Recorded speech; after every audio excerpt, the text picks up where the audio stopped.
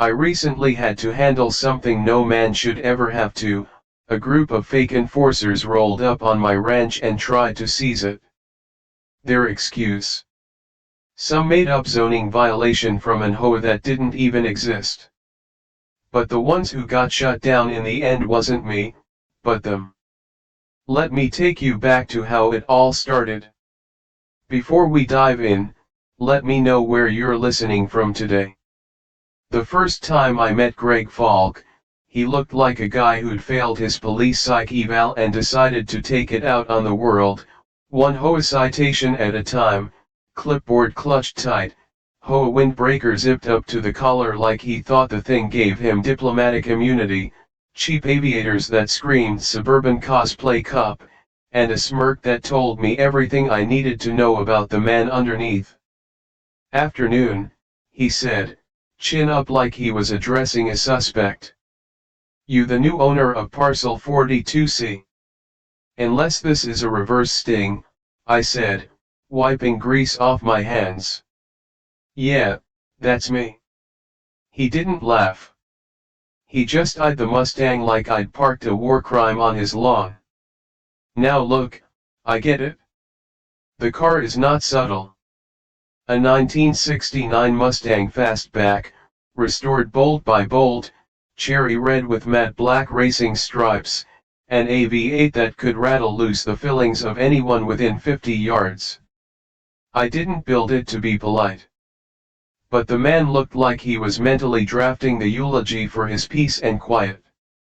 "We've had a complaint," he said. I raised an eyebrow. "Already? I haven't even made it through my first box of moving tape." "It's about the engine," he said. "It exceeds the acceptable decibel limit for residential zones." I looked at him, then at the Mustang, then back at him. "And you measured that with what?" "A hairdryer and a hunch." His jaw clenched. "There are procedures, guidelines, Article 5, Section 12 of the code." "Greg," I said, because of course his name was Greg. "You showed up on my land holding a badge that looks like it came from a Cracker Jack box, acting like I just launched a missile test. We both know this isn't about the car." He paused, calculated, gave me a slow smile that had no warmth in it.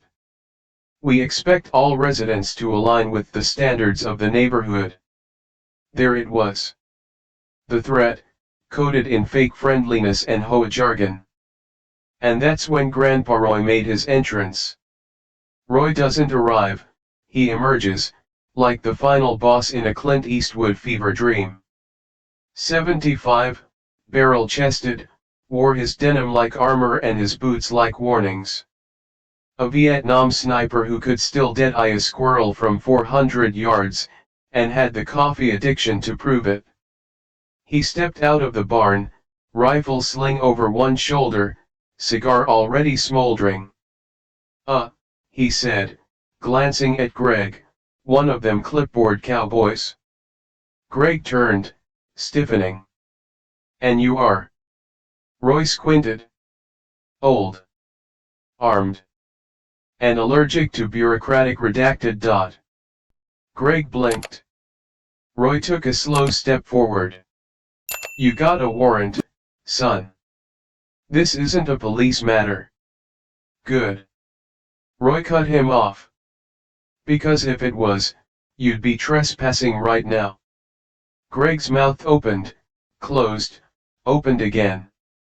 Then he tried a different angle. "I'll be filing a report. Expect a formal compliance review."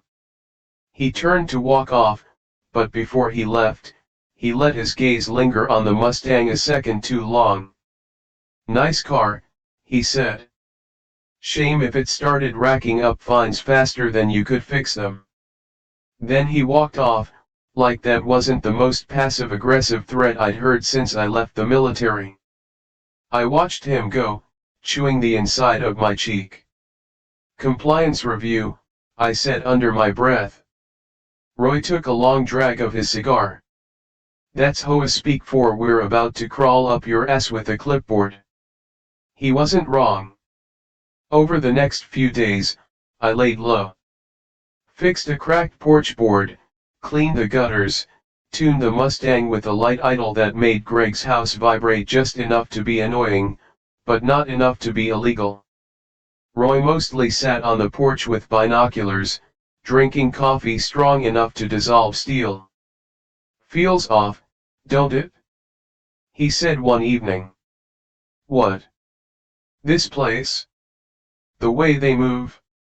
Like they're not just enforcing rules, like they're scouting something." I didn't have an answer. And then came the letter. Plain white envelope, no return address. HOA logo in the top corner, like a corporate scar. Inside was a typed citation, pattern of non-compliant behavior. Below that, a single line, your continued resistance to integration with Covenant Green standards has been noted. Should further escalation be necessary, your property will be reviewed for corrective intervention. For you, a free like is easy. But for me, it is the greatest support and encouragement.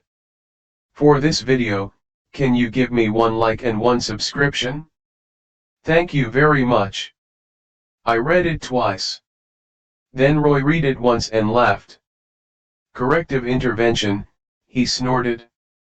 That's either a threat or a colonoscopy. Either way, they picked the wrong damn guy.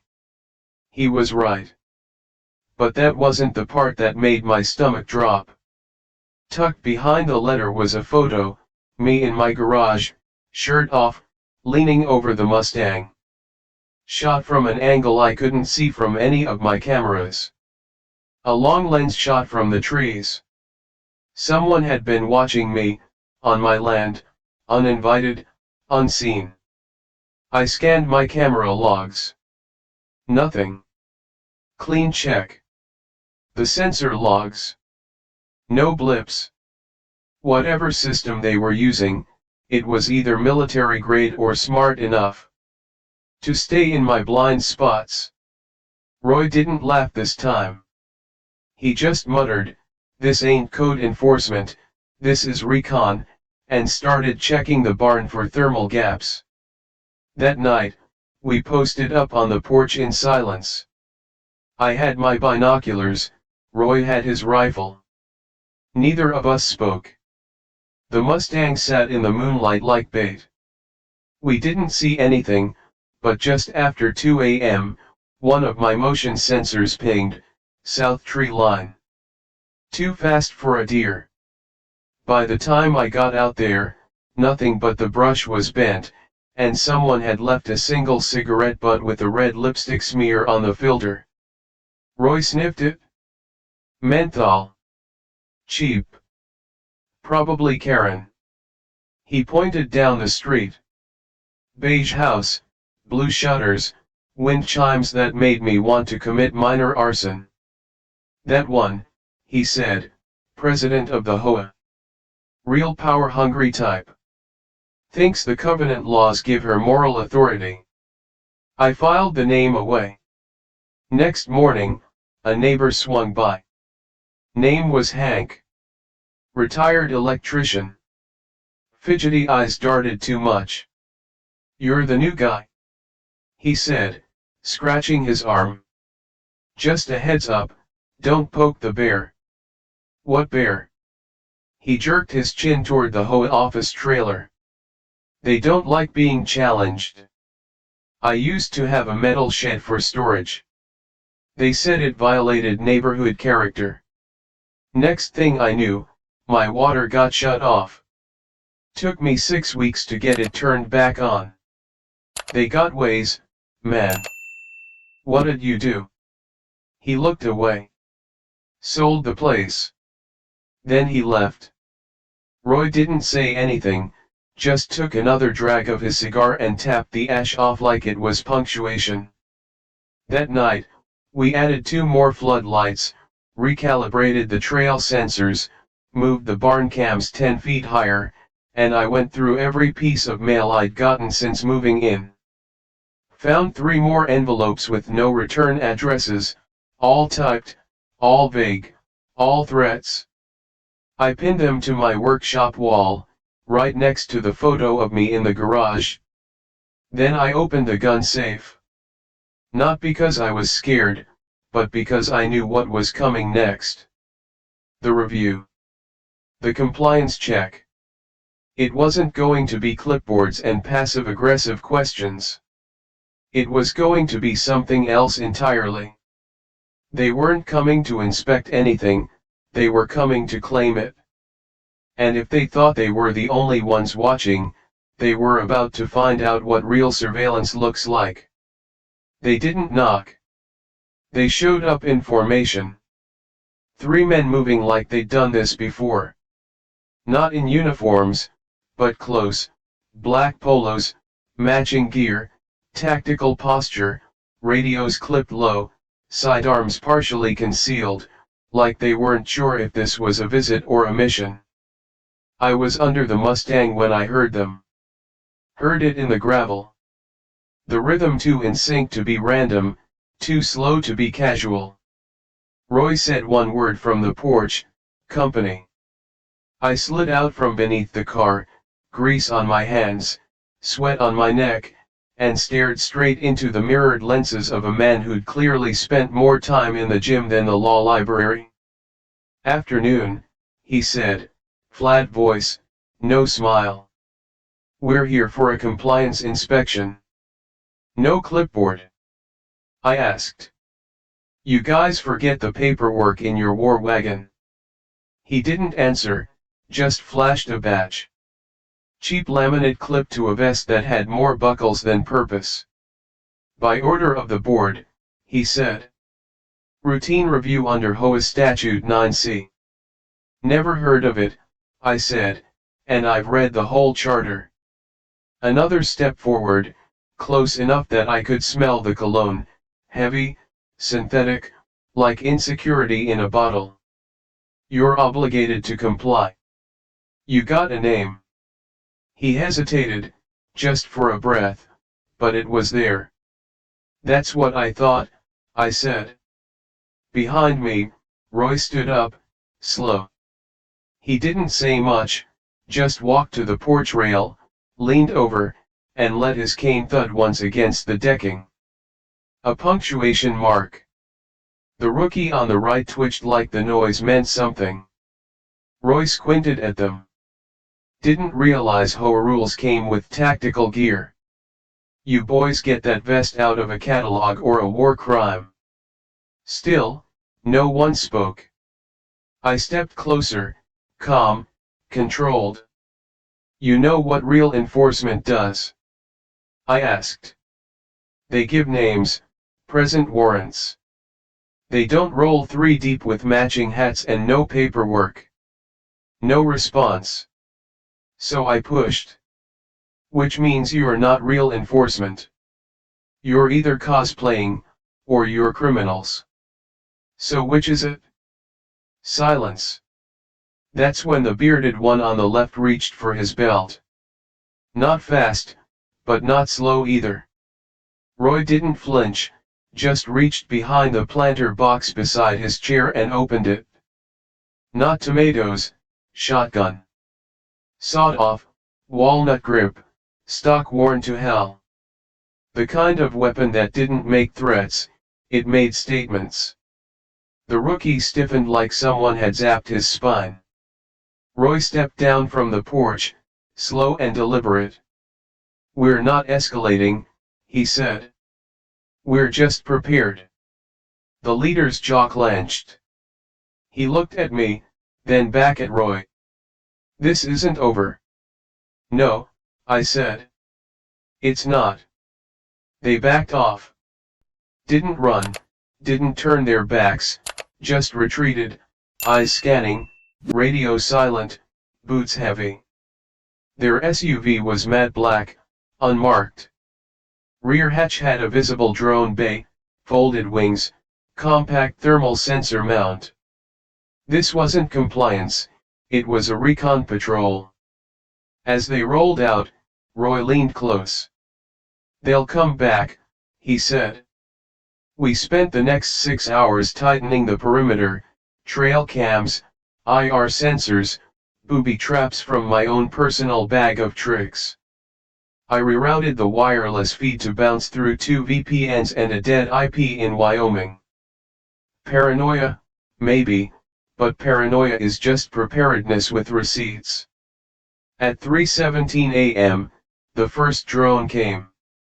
High-pitched whine, treetop height, fast, precise. I didn't shine a light, didn't shoot, I just watched. It looped twice, then dropped something near the mailbox, then zipped off. Roy and I approached in boots and boxer shorts, shotgun slung like a bedtime story. The drop was wrapped in black tape. Inside, a printed photo of Roy, taken from the brush, mid-cigar, shotgun propped. Roy stared at it long and quiet. "They're not guessing," he said. "They're marking."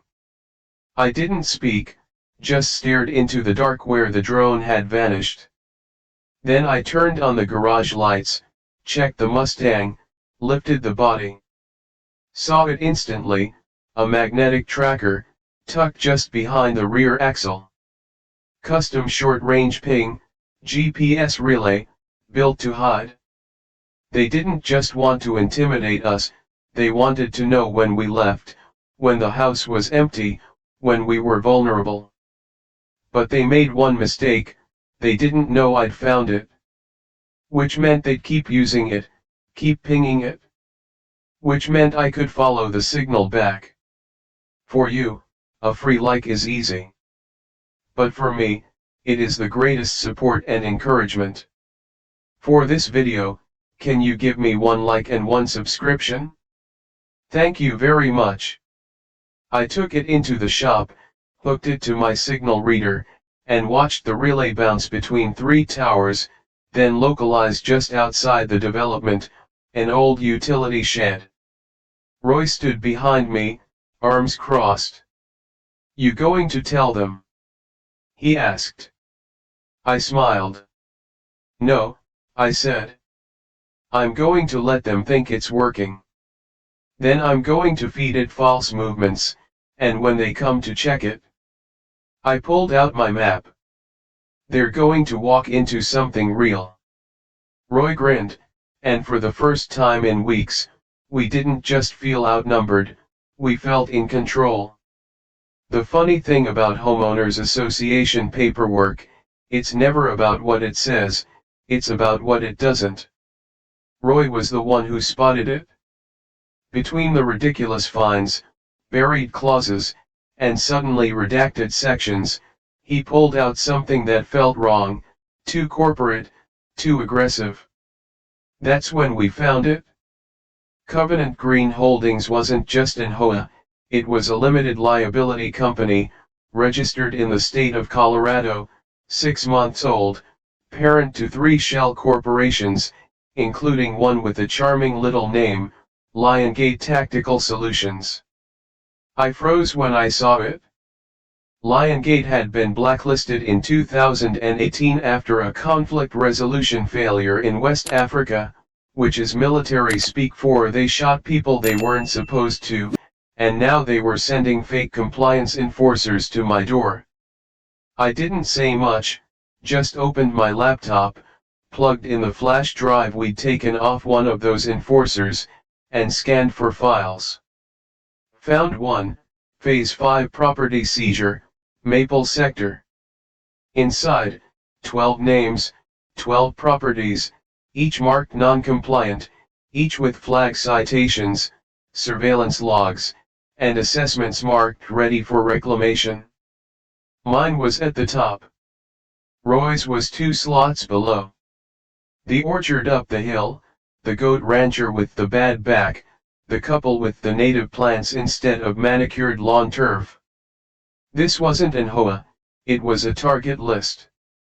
They were bleeding people dry with fines, triggering forced HOA foreclosures, declaring properties abandoned, and seizing them at a fraction of their value.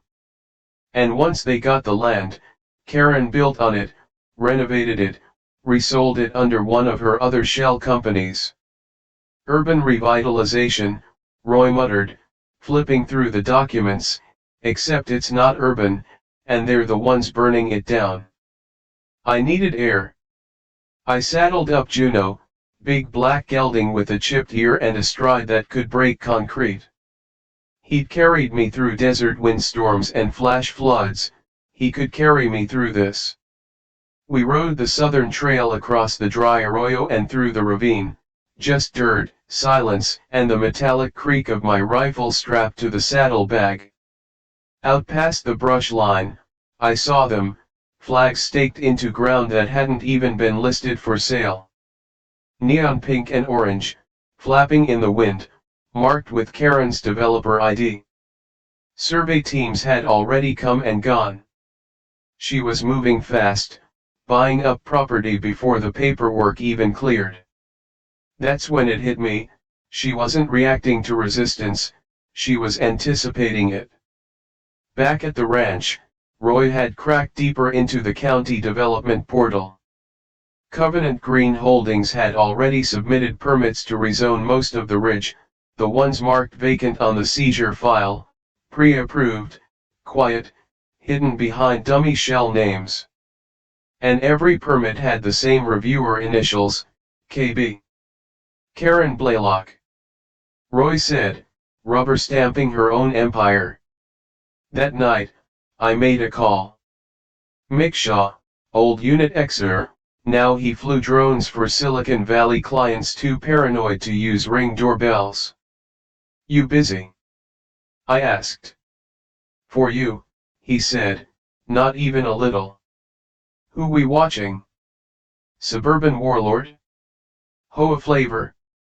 Copy that, he said. Send me the grid. Let's make HOA stand for hell over Arlington. He launched 4 thermals and sent me a feed. I pulled it up on the burner laptop we kept in the barn, live video crisp as glass.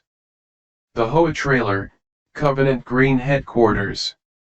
Inside, Karen alone, phone pressed to her ear, walking circles like she was preparing for battle. But the real find came 20 minutes in. A white box truck pulled up, unmarked. 2 men loaded 4 black cases into the back. They drove off. Mick followed. You'll want to see this, he said. He tracked them to an old greenhouse complex, 20 minutes outside the HOA boundary. Long abandoned, half the glass panels shattered, camera poles rusted over. But it wasn't empty.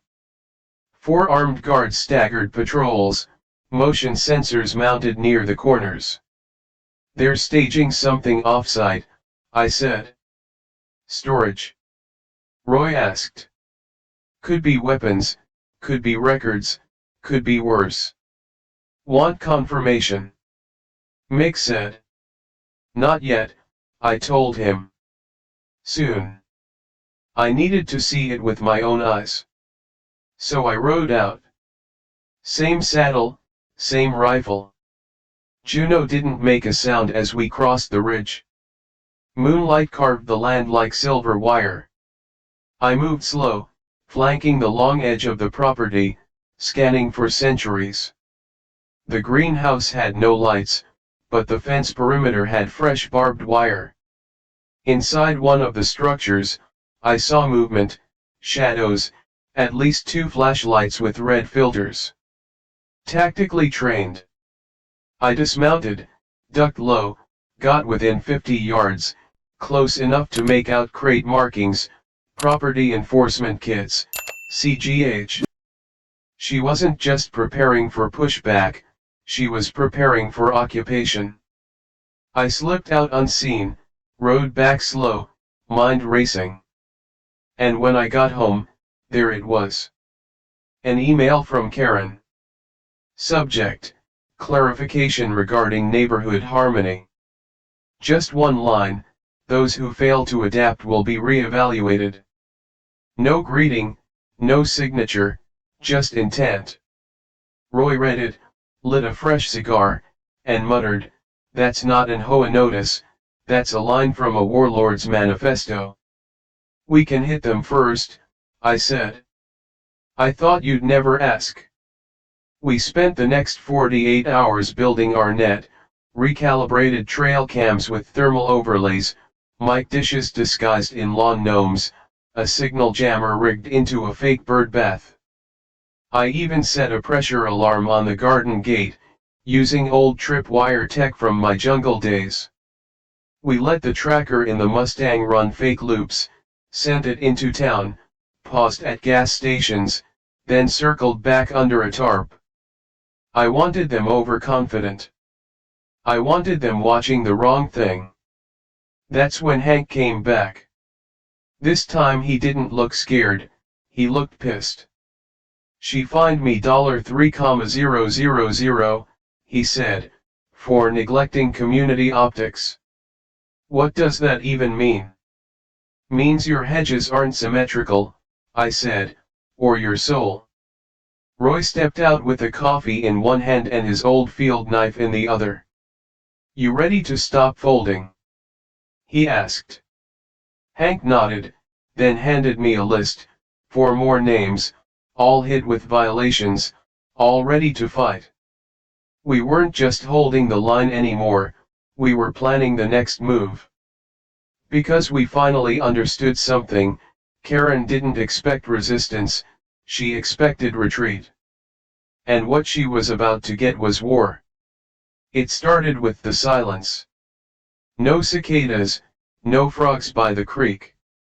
Even the wind sounded off, like it was being held back by something just out of sight. I stepped onto the porch around 1:48 a.m., thermos in one hand, rifle slung over my shoulder, and that familiar feeling behind my ribs, combat calm, the kind that settles in right before all hell breaks loose. Roy was already out there, boots laced, carbine balanced across his lap like he was waiting for permission to wake it up. "They're close," he said. "Not a question, not a theory, just fact. For you, a free like is easy. But for me, it is the greatest support and encouragement. For this video, can you give me 1 like and 1 subscription? Thank you very much." The trail sensors hadn't triggered yet, which meant they were avoiding them, crawling low, probably timed entry, maybe infrared map from the last flyover. I tapped the tablet on the porch table. The screen blinked to life, and there they were. 4 heat signatures, south tree line, 200 yards out, moving slow, deliberate. A hummingbird feeder cam zoomed in, 4 men, dark gear, crawling like snakes. 1 peeled off toward the barn, 3 angled toward the garage. The ranger goat snorted from inside the barn, like he knew something was off.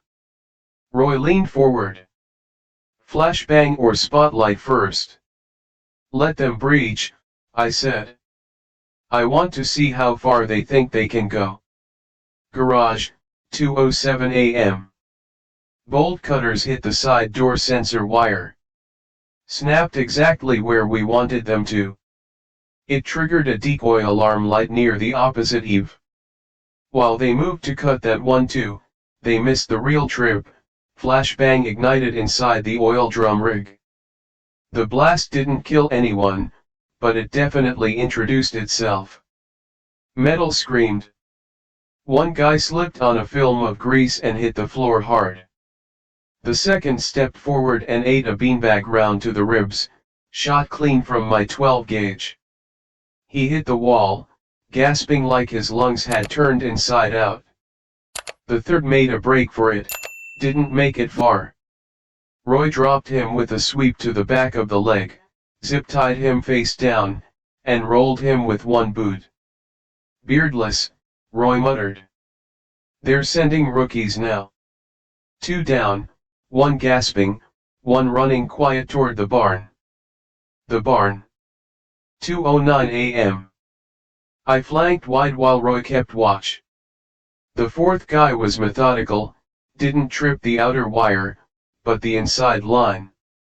He caught it just enough tension to swing open the feed chute above his head. A bucket of nails and hay exploded onto him, and then Ranger, 130 pounds of hoofed fury, charged. The intruder screamed and tumbled backward, knocking himself into the milking rack trying to escape. I swung the barn door open like I was walking into a therapy session. "You good in there?" he groaned. "I'll take that as a yes."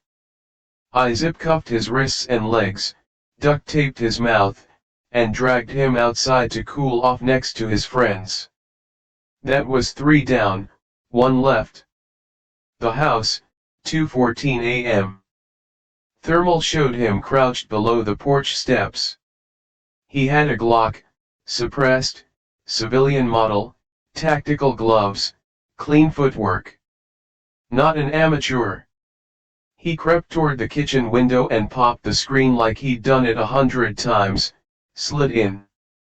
Didn't expect the pantry to be pitch black, and he definitely didn't expect me. I dropped him hard, shoulder check into the shelf, then locked his wrist before he could raise the gun. He was good, I was better. 30 seconds later, he was gagged, flex-cuffed, and face down on the tile with a bruised ego. Roy walked in, chewing a cinnamon toothpick like he was about to interview the guy. "This the last one?" "Unless they brought snacks," I said. We lined them up on the gravel, 4 bodies, restrained and winded. Their gear was solid, body armor, tactical communications, knee pads that had seen sand, not HOA volunteers. Lion Gate through and through. I went through their gear bags, maps, handheld GPS, zip cuffs, injection pens with some kind of chemical dye, and at the bottom of one bag, a sealed envelope. Property transfer pre-approval, parcel 42C, my ranch, dated for tomorrow, stamped, signed, already processed. They didn't come to scare us, they came to claim us. Roy picked up one of their radios. It was still live. A woman's voice filtered through the static. "Has the package been retrieved?" Roy crushed the radio under his boot. "I'd say she's getting nervous." I was already scanning the document for notary marks. It had all the details, parcel specs, owner ID, reassignment to Covenant Green Holdings. They filed the paperwork a day before the raid, which meant they expected this to work. They'd planned on no resistance, on silence, on us being gone. We weren't. And that ruined their schedule. 3:26 a.m. cleanup. We called in an anonymous tip to County Dispatch, trespassers on private property, suspected break-in. Rural. Took them 22 minutes to show up. Deputy and a county cruiser. Young eyes, tired. Didn't ask the right questions, didn't ask any questions. Logged the incident as neighbor dispute. Didn't ID the men, didn't take them in, just told us to keep it civil. Roy didn't say anything until the car was gone. They're covered. High up. I know I said that's why we can't go through them. Then who? I looked out over the pasture. My way back in the barn. I pinned the transfer document to the wall above my tool bench, next to the photo they took of me weeks ago, next to the tracker we pulled from the Mustang, next to the HOA citation that started it all. Every battle has its map. This was mine. Roy stood behind me, arms crossed. They crossed the fence line, he said. I nodded. Now I cross theirs. Because the next time someone sets foot on my land, it won't be a warning shot, it'll be the end of the game. By sunrise, my land still smelled like gun oil and busted illusions. The garage door was dented from a flashbang ricochet. The porch steps were stained with someone else's blood. And above my workbench hung the most important piece of paper in the entire war so far, property transfer pre-approval, parcel 42C, signed, dated, filed before the raid even happened. They thought they'd already won. That made this personal. Phase 1, mobilize. I called Mick at 7:14 a.m. He answered like he'd been waiting. You want recon or a kill switch? Both, I said, but start with a data drop. He laughed like Christmas came early. Send it? I sent everything, the flash drive from the enforcer's gear, the drone footage, the seizure list, a 3-second radio clip of Karen's voice saying has the package been retrieved. Mick's crew ran it through every military-grade scan, encryption break, and IP trace in the book. 6 hours later, he called back. This isn't corruption, he said. It's a damn business model. Karen and her fake board had been filing foreclosures before they issued citations. They weren't warning residents, they were preemptively seizing property, backdating non-compliance records, declaring homes abandoned within 72 hours of a missed response. One couple had lost their home while they were overseas for a funeral. Another came back from the hospital to find their house bulldozed into clean dirt and replaced with HOA-approved sod. They used legal language like reclamation, but it meant the same thing every time: eraser. Phase 2, the Covenant files. I didn't leak the data, I weaponized it. Built a black site-style web page, just code and vengeance. Black screen, red header, the Covenant files, expose. Erase. Escape. Every click led to another hit: thermal drone footage, HOA seizure maps with Phase 5 names circled in red. Copies of forged transfer documents, crate labels from the greenhouse compound, audio of Karen's voice, clipped, cold, unmistakable. Roy just looked over my shoulder and grunted. Damn fine airstrike. We sent the link to a local blogger named Jennings. Guy Roy saved in Panama once, apparently during an incident involving snakes and tequila. Jennings still owed him big. He didn't just post it, he lit it on fire. By noon, the story was on regional feeds. By 2 p.m., Reddit was flooded with reposts. By 4 o'clock, 2 reporters were camped outside the HOA trailer, shoving mics into Greg Falk's sweaty, trembling face while he stammered about misinformation. Phase 3, the forum. Karen called an emergency community meeting that evening at the Covenant Green Clubhouse. She said it was to address disinformation. I went. So did Roy. We didn't sit, we stood in the back, arms crossed, just close enough to remind her what fear looked like. Karen took the podium like a preacher with a bruised ego. All white linen and shaky voice. This community is under attack by outside agitators. They've doctored videos, stolen internal documents, and manipulated the facts. People shifted in their chairs. Some clapped, most didn't. I know this is a lot to process, she continued, but I assure you. I raised my hand. Karen hesitated. This is not. Someone muttered near the front, you should take this one. She glared at me. I stepped forward and connected my phone to the projector. The screen lit up, drone footage, night vision, 4 intruders moving across my ranch, time-stamped, labeled. The room fell silent. Want to keep watching? I asked. I hit play on the audio file. Karen's voice filled the room. Has the package been retrieved? She froze. Greg stood up. That could be anyone. Greg, I said, turning toward him. You really want to do this right now? He sat back down. Karen's breath caught. This is all fake. AI generated. I swiped to a new image, Karen standing in the off-site greenhouse. Behind her, 4 crates labeled property acquisition kits. You could hear the air get sucked out of the room. Hank stood up. My name's on the list, he said. So did the orchard owner, mine too, and the goat rancher. For you, a free like is easy. But for me, it is the greatest support and encouragement.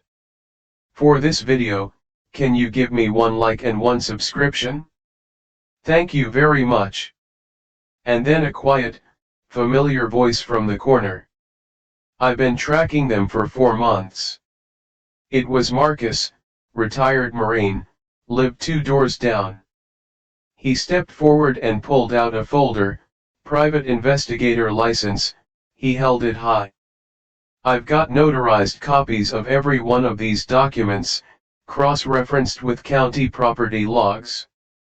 Every single one of you can check your parcel file for keywords like reclamation pending. If it's there, you're already targeted. Karen's face cracked. This is a smear campaign. No, I said. It's your resume. She tried to flee the podium. The crowd didn't let her. Phase 4, Strategic Strike. Later that night, Mick called. They're moving, he said. Where? The greenhouse site. Trucks just pulled up. 2 burn barrels already lit. They're dumping the evidence, no doubt. I traced an encrypted transfer log. They're uploading and purging. What's the window? Couple hours, maximum. Roy stepped up beside me. We stared at the spread on the workbench, aerial maps, perimeter notes, power relay lines. If we wait, I said, they erase everything. If we go now, Roy replied, we end it. He pulled 2 field radios out of a drawer, tossed one to me.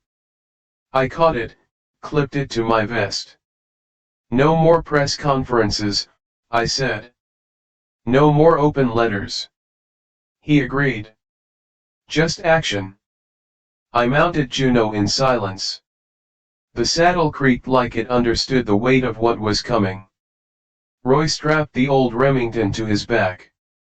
The wind shifted, and we rode out. Because this wasn't just our land anymore, it was the line they weren't going to cross again. And they had no idea they were already standing on the wrong side.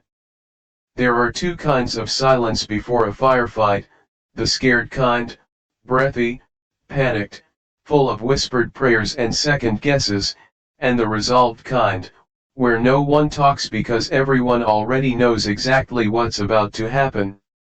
We were the second kind.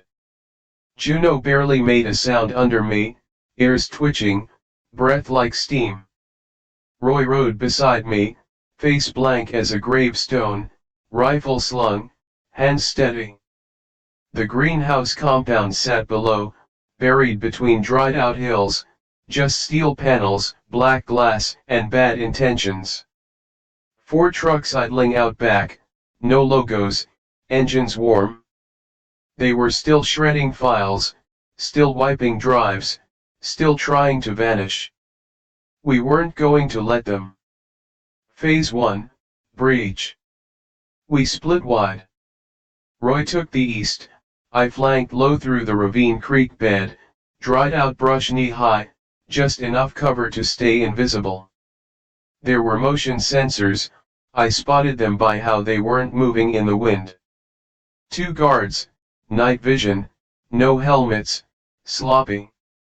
One posted behind a collapsed trellis, the other drinking coffee and checking his phone. I took the first with a rear choke, quiet, fast. His body hit the dirt like a dropped duffel bag. Roy cut the generator cable with a Bowie knife the size of a forearm. Sparks flared once, then died. The lights across the greenhouse went black. So did their security feed. That's when we moved. The fire. We hit the east entrance at 12:07 a.m. Roy kicked the door like it owed him money. One guard inside scrambled for a sidearm, didn't get it. I dropped him with a strike to the clavicle and slammed his head into the file shelf. Second one ran, Roy tackled him through a folding table. We cleared the room and found the burn barrels, labeled folders already smoking, transfer logs, Phase 6 incident reports. Roy grabbed a fire extinguisher, kicked the barrel off its base, and sprayed foam across the blaze. Too late for most, but not all. One barrel had collapsed and started licking flame toward a desktop server rig. I grabbed a crate lid and smothered the fire, coughed through the smoke, pulled the drive from the mount, and jammed it into my side bag. Hot, I muttered. But alive, Roy said. He kicked a second barrel, and out fell a folder wrapped in twine and labeled internal terminations. Inside, photos, names, HOA members, former board members, people who had disappeared, quit suddenly, moved without a trace. Some were redacted. One had a sticky note, contained. Roy stared at it too long. I didn't ask. Phase 3, Karen. She was in the back room, alone. One hard drive, one USB stick, one sidearm she held like it was a candle. I stepped in first. She didn't scream, she didn't reach for the gun, she just stared, like she hadn't slept in days. You think this changes anything? She asked. No, I said. I think it finishes it. You'll be dead before morning. Maybe, I said, but you'll be in court. She laughed once, cold, bitter, empty. You have no idea how many names I know. State board, zoning committee, county executive. I do, I said. I dropped a second folder on her desk, her board, their bank transfers, internal texts, forwarded emails. Roy had tracked every move. They already flipped, I said. You're the last one holding the bag. Her face cracked, just a tremble in the corner of her eye. You can't prove I signed anything, she whispered. I slid her own pre-approval form across the table, highlighted, dated, signed. You signed here, I said, right before your mercs came to take my ranch. She stared at the paper like it was going to erase itself. Then she said it, I'm not the only one. I know, I said, but you're the one here now. She went for the gun, too slow. I kicked the desk. The pistol flew. Roy stepped in and caught it in mid-air, just to flex. I should put you in the ground, he said, but we're not the ones who disappear people. He flex-cuffed her wrists behind her back and nodded at me. Call it in. Phase 4, collapse. 10 minutes later, Mick's van rolled up. Jennings followed, camera already rolling. Then a third vehicle, silver Impala, clean tires, plain clothes, state investigator, one we tipped off 3 days prior. We handed over everything, the drives, the files, Karen Blaylock. They loaded her in the car. She didn't say another word, didn't fight, didn't blink, just stared straight ahead, like her soul had been foreclosed. 2 weeks later, the HOA disbanded. The website redirected to a Department of Justice holding page. Greg Falk vanished. 7 homes were returned to their original owners. Roy hasn't touched a gun since. He sits on the porch most mornings with Ranger the goat, watching the sunrise like he's daring the horizon to try again. We don't talk much about the raid. We don't need to. Some fights are meant to be remembered in silence. Final scene, I still ride the RGL line every morning. Juno knows the path by heart now. He moves like the land was built under him. The Mustang's tuned, the barn's patched, neighbors wave when I ride by.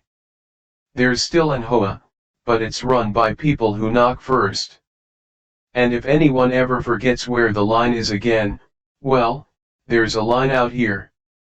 You can't see it, but if you cross it, you'll hear the echo of boots. And I won't be far behind.